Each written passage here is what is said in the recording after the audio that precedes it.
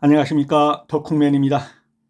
설비보존 기능사 필기 기출미 대상 문제 8번째 시간입니다. 여러분을 환영합니다. 바로 문제로 들어가도록 하겠습니다.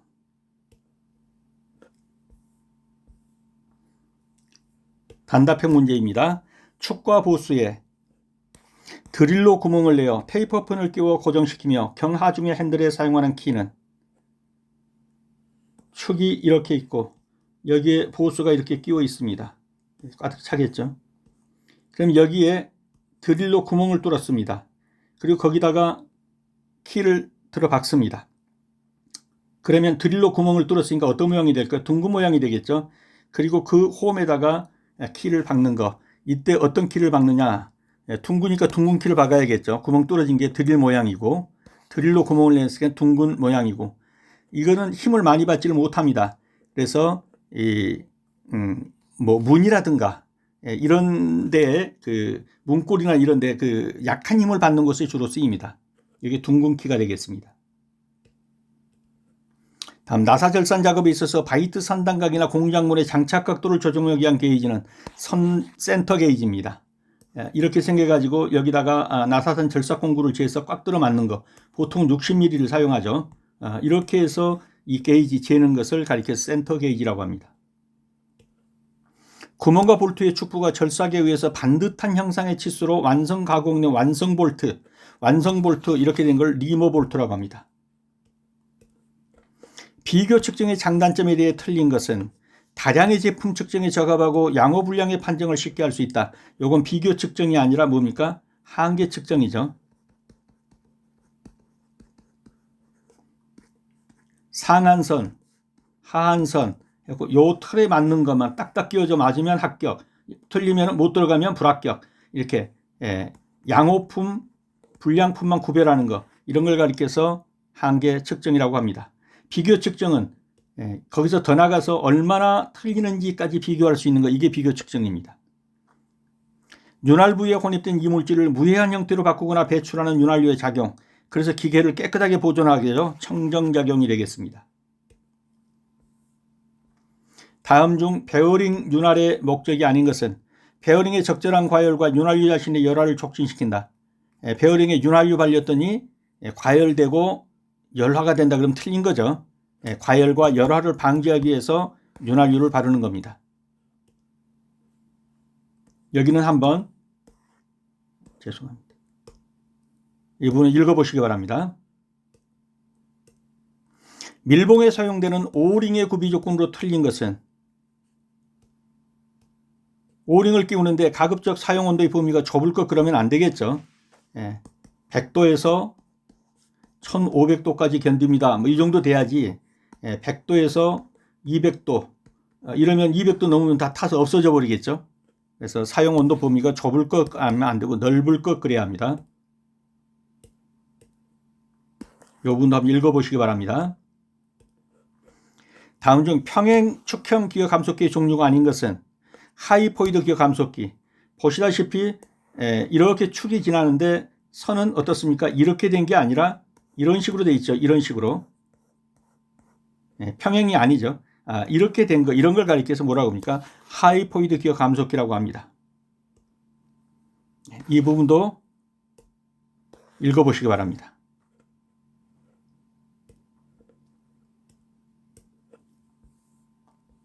윤활유의 점도에 해당하는 것으로 그리스의 굳은 정도를 나타내는 성질. 윤활유는 그 묽고 굳은 정도를 점도라고 하죠. 근데 그리스는 뭐라고 하느냐는 거예요. 주도라고 합니다. 주도. 그래서 000은 매우 무르고 6호는 매우 단단하고 해서 올라갈수록 단단합니다. 그리스의 굳은 정도를 주도라고 합니다. 코일 스프링의 도시 방법으로 옳은 것은 코일 스프링을 도시할 때는 원칙적으로 무하중인 상태에서 그립니다. 코일 스프링이 이렇게 돼 있다면 여기 힘 받으면 짜그라들겠죠. 그래서 이렇게 그린 게 아니라 하중을 받지 않은 이 상태로 그린다는 겁니다.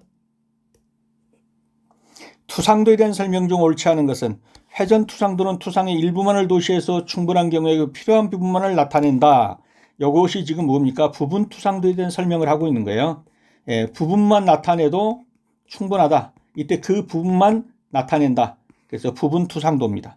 그럼 회전 투상도는 이렇게 정의됩니다. 회전투상도란 물체의 실체 모양이 투상면에 평행하지 않아요. 둥글은 어떤 모양을 가지고 있단 말이에요. 그래서 그대로는 다 나타낼 수 없으면 펼친 그림 형식으로 2D 형식으로 나타내는 겁니다. 3D까지는 아니고요. 그래서 회전식의 실제 모양을 그리는 것, 이걸 가리켜서 회전투상도라고 하고, 여기서 말하는 것처럼 투상의 일부만을 도시한다 그러면 부분투상도가 되는 것입니다. 베어링의 기호에 있어서 608C2P6 이렇게 되는데 C2 그러면 틈새 기호다, 외부 틈새 기호다 그러면 틀린 거죠. 내부 틈새 기호입니다. 그래서 608C2P6 이러면 60은 베어링의 계열, 그 다음에 8은 내부 지름, 안지름, C2는 내부 틈새, P6는 등급 기호, 이렇게 됩니다. 상온에서 오랫동안 접착성을 유지해서 약간의 힘만 가해도 접착되는 거, 감압형 접착제입니다. 감압형 그러면 압력을 감한다라는 뜻도 있지만 살짝만 힘을 줘도 접착되는 접착제, 이런 의미에서 감압, 적은 압력으로도 이렇게 해석해도 됩니다. 약간만 눌러도 접착되는 거, 스티커나 테이프 이런 것에서 흔히 볼 수 있는 접착 방식, 이런 걸 가리켜서 감압형 접착제라고 합니다. 확실한 동력 전달과 고속 정밀 회전 쪽에 사용되는 거, 일반적으로 축지름이 20mm 이상인 것, 비교적 굵은 거죠. 이런 데 사용되는 커플링, 가장 확실한 동력 그러면 플랜지 커플링입니다.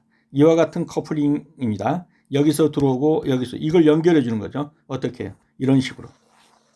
플랜지 커플이 되겠습니다.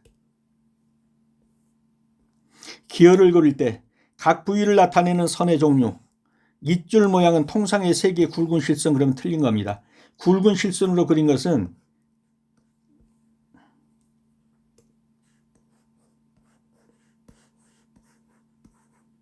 기어가 이렇게 됐다면 이 기어의 바깥 이 부분, 요것만 굵은 실선으로 그려요. 그 나머지는 대부분 가는 실선 또는 쇠선, 이런 걸로 그리는 겁니다. 그래서 기어의 입줄 방향은 헬리컬 기어나 웜기어 등에 나타나는데, 이것은 다 뭐냐, 3개의 가는 실선으로 그립니다. 그런데 여기서 입줄 방향을 굵은 실선으로 그린다 그러니까 틀린 겁니다. 펌프 축에 설치된 베어링의 이상고온의 원인이 아닌 것, 모터와 펌프의 축이 중심이 일치했다, 그럼 제대로 된 거죠. 여기 이상고온이 날 리가 없겠죠. 이게 틀어져야 이상고온이 나는 거죠. 이 부분 한번 읽어보시기 바랍니다. 송풍기의 풍량이 부족한 경우, 벨트가 늘어졌다든가 하는 때 부족하지, V벨트 장력이 적당하다 그러면 풍량도 적당하게 되겠죠. 키핀 코드의 제도시 U 이상으로 오른 것은, 예를 들어서 키가 이런 명으로 되어 있습니다. 그럼 요 기울기를 나타낼 때는 어떻게 합니까? 이 기울기가 똑같은 방향으로 지어주고 여기다 분자, 여기다 분모, 분자 이렇게 해서 각도 표시를 해주는 겁니다. 분수로. 그래서 이거를 기울기를 표시할 때는 보통 기울기선에 평행하게, 이 기울기선에 평행하게, 그리고 뭘로? 분수로 이 각도를 표시해 준다.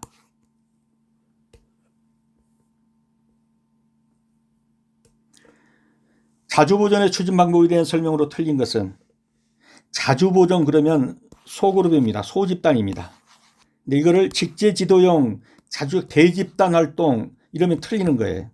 자주보전은 소집단이다. 내 설비는 내가 지킨다 라는 사고방식을 함양해서 작업자가 중심이 되는 소그룹 작업 형태가 되겠습니다.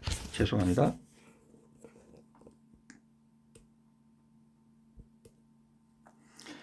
불량품, 결점, 사고 건수 등을 현상이나 원인별로 데이터를 내고 수량이 많은 순서대로 나열하여 막대 그래프로 표시하는 것, 파레토도가 되겠습니다. 히스타그램하고 파레토도에 약간의 차이점이 있죠. 히스타그램은 있는 그대로의 어떤 통계적 수치를 나열한 거라면, 파레토도는 거기서 뭡니까? 어떤 현상을 원인별로 분류해서 가장 중요한 핵심 문제가 뭔지를 찾아내서 집중적으로 그걸 개선하고자 할 때 사용하는 겁니다.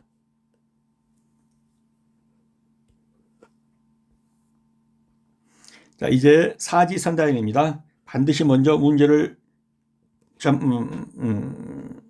찍으셔가지고 정답을 찍으셔가지고 확인해 보셔야 합니다. 들어가겠습니다. 축과 보수의 드릴로 구멍을 내어 테이퍼 핀을 끼워서 고정시키며 경화 중의 핸들에 사용한다. 드릴로 구멍 뚫었으니까 둥근 모양 되겠죠. 그러니까 큰 힘은 못 받아요. 경화 중의 핸들에 사용합니다. 뭡니까? 둥근 키가 되겠습니다.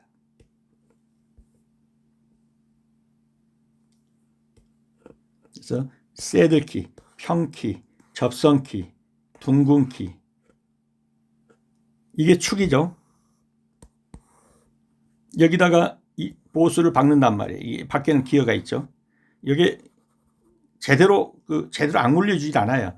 여기다 홈을 파가지고 뭐를 박습니까? 쐐기, 즉 키를 박는 거예요. 키를. 이 키의 모양입니다. 새들키, 그 다음에 평키, 여기를 깎아가지고 위에도 깎고, 깊이 물리진 않죠. 접선키는 이와 같이 두 개, 여러 개의 키, 하나는 이렇게 된 거. 이걸 먼저 받고 그 다음에 여기다 두 번째 뚫어 박는 거. 이게 힘을 많이 받는 거죠. 둥근키는 지금 말한 것처럼 여기다 드릴로 구멍 뚫은 다음에 여기다 쐐기 박아주는 거. 여기서 구멍 뚫어서 여기도 홈이 생기고 여기도 홈이 생기겠죠. 여기다가 둥근 키를 박아주는 겁니다. 이 모양은 한번 눈도장 찍어 두시고요. 그래서 축과 보수에 드릴로 구멍을 냈다. 둥근 구멍이 낫겠네. 핀을 끼웠다. 그리고 경화 중의 핸들이다. 둥근 키가 되겠습니다. 여기는 한번 읽어보시기 바랍니다. 접선키는 지금 말한 것처럼 여러 개를 접선키를 조합했다고 그랬죠. 하나의 키는 이렇게 생기면 하나의 키는 이런 모양으로 생긴 거예요. 이런 모양으로. 그래서 이걸 박은 다음에 두 번째 이걸 박아줘 힘을 많이 받는 거죠. 이런 걸 가르쳐 접선키라고 하는 거예요. 묻힘키는 위에도 홈을 이렇게 파주고 밑에도 홈을 이렇게 파주고 여기다가 큰 쐐기를 갖다 박으면 쐐기는 들어가서 이 둘 사이에서 묻히게 되겠죠. 이걸 가리켜서 묻힘키라고 합니다. 축과 보수에 모두 홈을 파서 키를 삽입하는 가장 일반적인 형태입니다. 나사 절삭 작업에 있어서 바이트의 선단각이나 공작물의 장착 각도를 조정하기 위한 게이지는 센터 게이지가 되겠습니다. 센터 게이지의 모양은 이렇게 생겼습니다. 절삭 공구를 여기다 갖다 댑니다. 60mm 절삭 공구를 대면 빛이 안 비칠 정도로 60mm에 딱 들어맞습니다. 그러면 이거는 60mm 절삭 공구 그대로 깎으면 나사산이 60mm 절삭으로 된 나사산이 나오게 되겠죠. 이런 게이지를 가리켜서 센터 게이지라고 합니다. 구멍과 볼트의 축부가 절삭위에서 반듯한 형상의 치수로 완공되어 있는 완성 볼트 뭐라고 합니까? 리머 볼트라고 하는 거죠. 아이볼트, 나비볼트, 전단볼트 읽어보시면 다 알 수 있는 내용입니다. 한번 화면을 멈추시고 읽어보시기 바랍니다. 조금만 볼게요. 볼트 머리 부분에 링을 만들었습니다. 걸어놓을 수 있어요. 아이볼트입니다. 나비볼트는 다른 도구 없이도 올려가지고 나비 모양으로 생긴 거 돌리면 풀어지고 조여집니다. 이게 나비볼트입니다. 전단볼트는 힘이 많이 가면 부러지게 되어 있습니다. 이게 전단볼트입니다. 그래서 화면을 정지하시고 자세한 내용을 한 번 더 읽어보시면서 숙지하시기 바랍니다. 비교 측정의 장단점에 대한 설명으로 틀린 것은 정답은요? 2번이죠. 다량의 제품 측정에 적합하고 양호 분량의 판정을 쉽게 한다. 요건 한계 측정이죠. 비교 측정은 이런 것들입니다. 한번 읽어보시고요. 이 부분도 읽어보시면 다 알 수 있는 내용입니다. 비교 측정은 얼마나 차이가 나는지 정밀하게 측정해서 하는 것이고 한계 측정은 얼마나 차이가 나는지는 모릅니다. 다만 이 상한선 제해버리고 하한선 제해버리고 이 범주에 들어가면 합격입니다. 여기 집어넣어가지고 딱 맞으면 합격, 안 맞으면 불합격. 이 범위 안에 있는지만 빠르게 판정하는 것, 이것이 한계 측정입니다.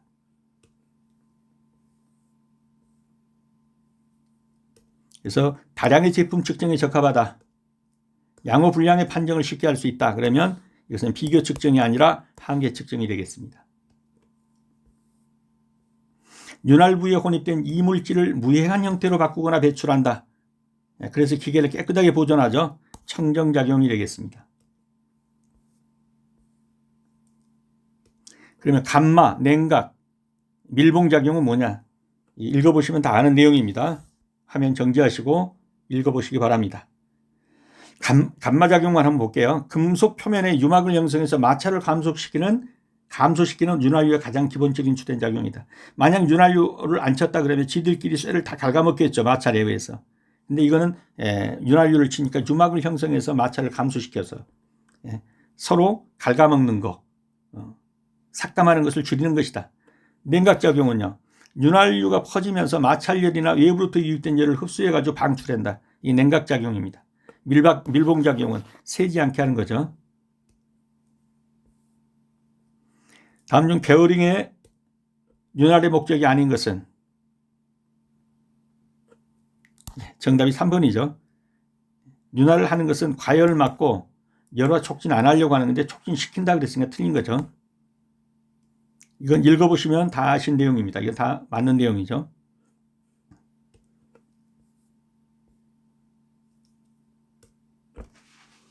금속 간의 접촉 방지 해서 마모와 조기 피로를 방지하고 수명 보장한다. 윤활유 목적이고요.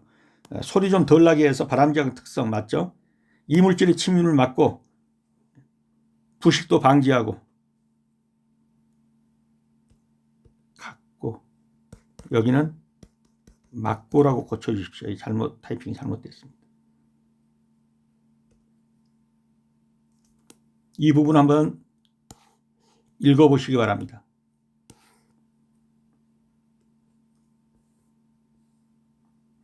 밀봉장치에 사용되는 오링의 구비 조건으로 틀린 것은 정답은요. 2번이죠. 사용온도 범위가 좁으면 안 되죠. 넓어야겠죠. 200도에서 300도씩 아니면 견딥니다. 그럼 500도만 올라가도 다 타버리고 없어진다. 그러면 안 되겠죠. 이 부분은 전부 다 맞는 것이죠. 읽어보시면 다 아시는 내용입니다. 그래서 오링은 다양한 온도 조건에 사용되기 때문에 넓은 사용 온도 범위를 갖는 것이 중요합니다. 다음 중 평행 축형 기어 감속기의 종류가 아닌 것은 정답은 1번이죠. 사선으로 되어 있는 겁니다. 이와 같이 축이 이 방향으로 지나는데 이거는 이런 방향으로 돼서 이 축 방향과 일치하지 않죠. 이런 것을 가리켜서 하이포이드 기어 감속 기어라고 합니다. 그래서 입력축과 출력축이 평행하지 않고 어긋나 있는 비대칭이다. 나선형 배별 기어를 이용해 이렇게 한다. 이런 자동차에도 많이 사용한다. 윤활유의 점도에 해당하는 것으로 그리스에 굳은 정도 뭐라고 합니까? 주도라고 합니다.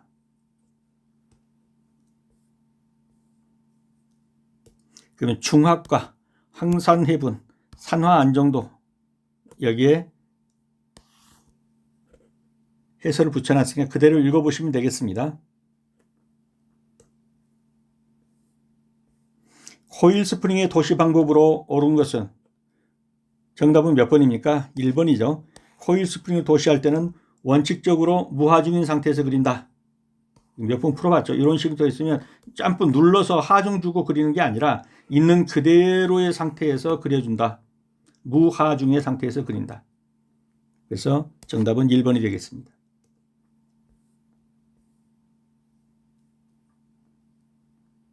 나머지 지문들은 계략을 달아난 쓰게 읽어보시면 알 겁니다. 그림 안에 기입하기 힘든 사항은 표제란이 아니라 밖에다 요목표로서 기입하는 것이죠.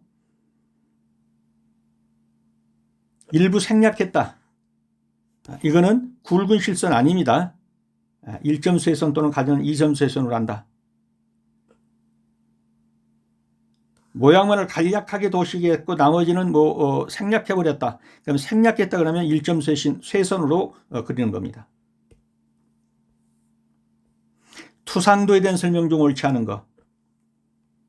투상도. 정답은 그렇죠. 4번이죠. 투상의 일부만을 도시에서 충분한 경우에 그 부분만 그린다 그러면 이거 뭐예요? 부분 토상도죠. 부분 투상도. 근데 회전 투상도는 이거하고는 다르죠. 예. 하나를 가지고 다 나타낼 수 없는 이 원 모양의 둥근 모양 이런 것을 2D 형식으로 표현해서 나타내 보는 거 펼친 그림 형식으로 요게 회전 투상도인데 이건 바뀌었죠. 예, 여기서 나타낸 거 일부만을 도시에서 충분한 경우에 그걸로 한다라는 건 부분 투상도에서 한 설명입니다. 그리고 나머지는 읽어보시면 다 아는 내용이죠. 예. 투상도, 정면도, 평면도, 측면도가 있고 이거 삼면도라고. 예. 정면도는 물체의 특징이 가장 잘 나타나는 거, 보조 투상도는 이런 거, 회전 투상도는 이것이 아니라 요거는 부분 투상도고 회전 투상도는 요 내용입니다.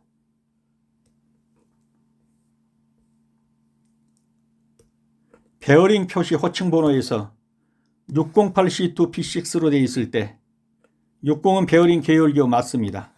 8은 안찌름입니다. C2는 외부 틈새 기호가 아니라 내부 틈새 기호입니다. 그래서 이게 틀렸죠. P6는 등급 기호 맞습니다. 정답은 3번이 되겠습니다. 다시 한번 보면요. 60 베어링 계열 기호, 8은 안찌름, C2는 내부 틈새, P6는 등급 기호.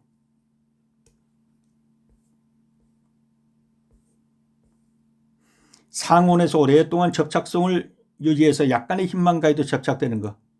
약간의 힘만 가해도 이것이 바로 감압형 접촉제입니다. 감압. 예, 압을 감한다라는 뜻도 있지만 적은 압력으로도 접착한다 이런 의미로도 볼 수 있죠. 스티커 같은 겁니다.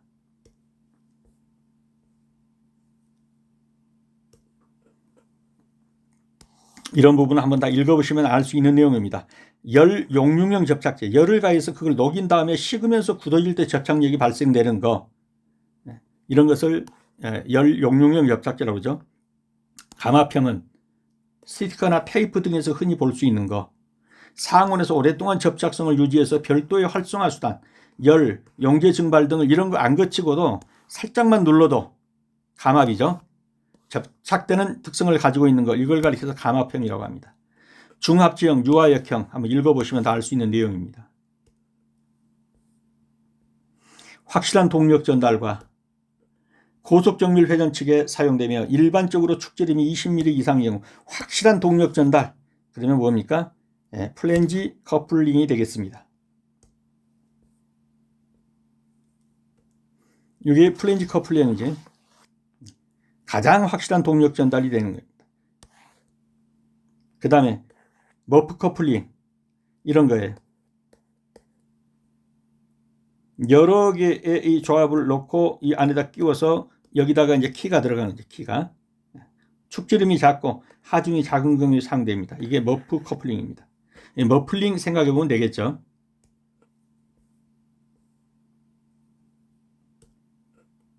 플렉시블 커플링은요, 약간의 편차가 있어도 그 안에서 지들끼리 잡아주는 능력이 있어요. 이런 걸 가리켜서 플렉시블 커플링이라고 하는 겁니다. 진동이나 충격을 완화해주는 기계 부품입니다. 여기서는 확실한 동력, 고속정밀 회전축에 사용되고 축지름이 큰 거 이런 데 사용되는 것은 플랜지 커플링이 되겠습니다. 기어를 그릴 때 각 부위를 나타내는 선의 종류로 틀린 것. 정답은 그렇죠. 입줄 방향은 3개의 굵은 선, 3개의 굵은 선은 이 기어의 맨 끝에 돌아가는 이 부분 그린 거, 요것만이 굵은 선이라고 그랬죠. 나머지는 가는 점선 이런 걸로 그리는 겁니다. 입줄 방향은 가는 점선으로 그립니다.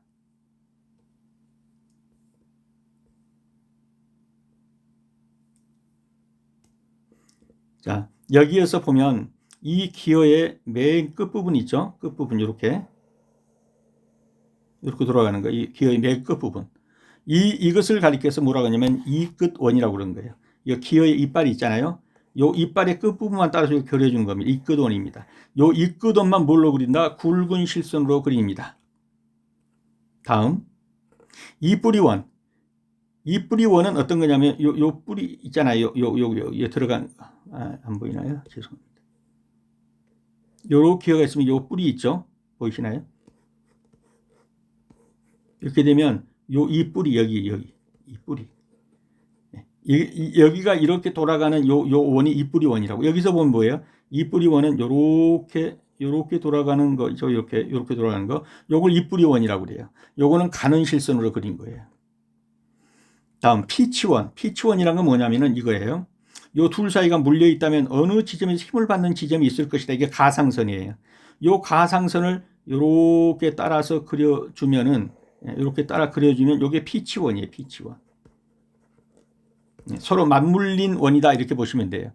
이건 이빨이 맞물린 기준은 이게 가상원이에요. 그렇기 때문에 1.쇠선으로 그린 거예요. 가상원이기 때문에. 다음 중심선 가는 1.쇠선으로 그려요. 이 중심선 가는 1.쇠선으로 그립니다. 입줄 방향은 아까 축이 이렇게 갔다면은 요렇게 돼 있는 요 입줄 방향을 이건 뭘로 그립니까? 가는 실선으로 그리는 거예요.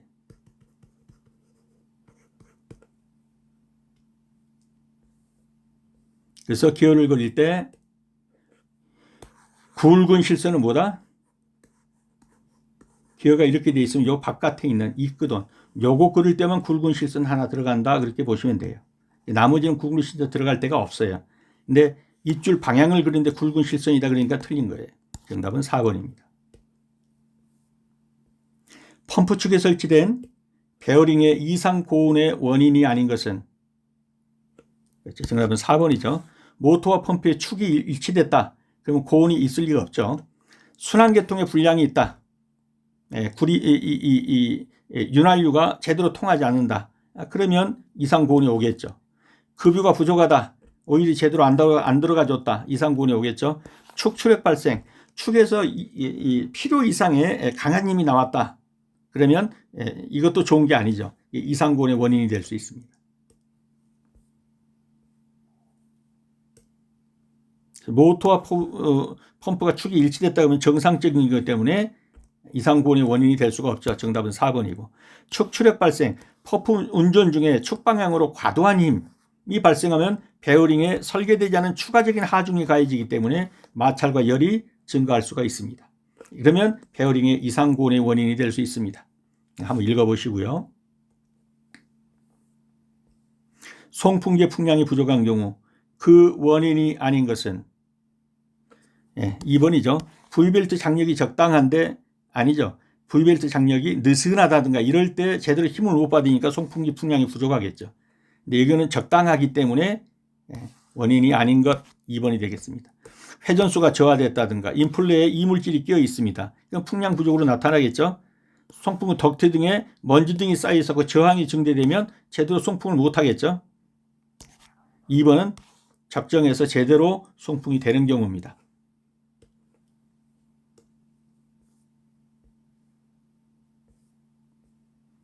18번입니다. 키, 핀, 쿼터의 제도시 주의사항으로 옳은 것은 옳은 것 한번 찾아보십시오.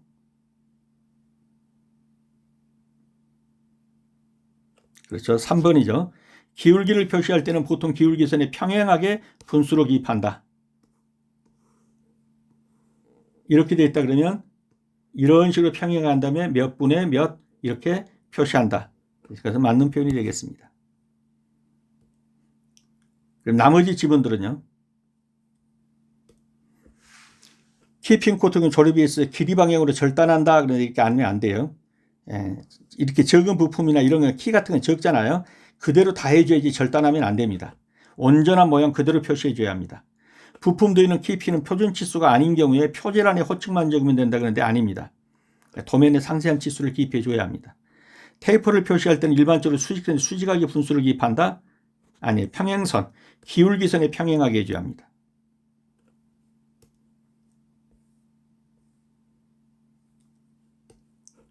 그래서 이 부분은 앞에서 전부 설명드렸으니까 그걸로 대체하시고 기울기를 표시할 때는 보통 기울기선에 평행하게 분수를 기입한다. 이 표현이 맞는 표현이 되겠습니다. 옳은 것입니다. 19번입니다. 자주 보존의 추진 방법에 대한 설명으로 틀린 것은 자주 보존. 이게 소그룹이라는 걸 아셔야 합니다. 내 기계는 내가 지킨다. 이런 그 소그룹입니다. 그런데 이것이 직제지도형 조직으로 재집단이다. 그러면 이건 틀린 거예요. 이거는 위에서 누르는 거예요. 직제지도형 또 대집단. 이건 자주보존은 아니에요. 그래서 자주보존은 활동판의 활용 내역과 계획 진도표 기록하고 실시, 그다음에 단계 방식으로 진행, 한 가지를 철저히 하고 다음 단계 이동. 이건 다 맞는 표현입니다. 틀린 것은 3번이 되겠습니다. 자주보존 활동은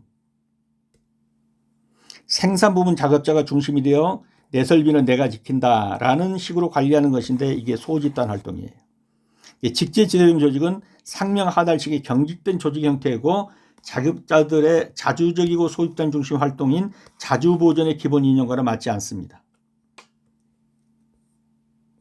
그래서 자주보존 추진 방법에 대한 설명으로 틀린 것은 그러면 직제지도형 아니고요. 대집단 아닙니다. 불량품, 결점, 사고 건수 등을 그 현상이나 원인별로 데이터를 내고 수량이 많은 순서대로 나열하여 막대 그래프로 표시한다. 막대 그래프로 표시하는 것은 파레토도와 히스토그램, 이게 다 막대 그래프로 표시하죠. 그런데 이거는 원인 분석 등이 들어간 거예요. 이것은 단순한 어떤 통계적 어떤 수치를 보여주는 거예요.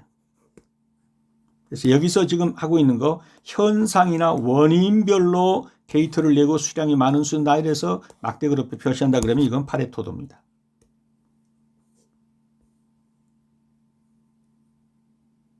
그래서 히스토그램은 데이터의 분포 상태, 평균이나 산포도 등을 나타낼 때 쓰이는 거지만 파레토도는 분량, 결점, 클레임, 사고 건수 등의 데이터를 현상이나 원인별로 분류해서 발생 빈도가 많은 순서대로 막대 그래프로 나열하고 누적비율을 꺾은 선으로 표시해서 품질 관리하는 그런 도구이다.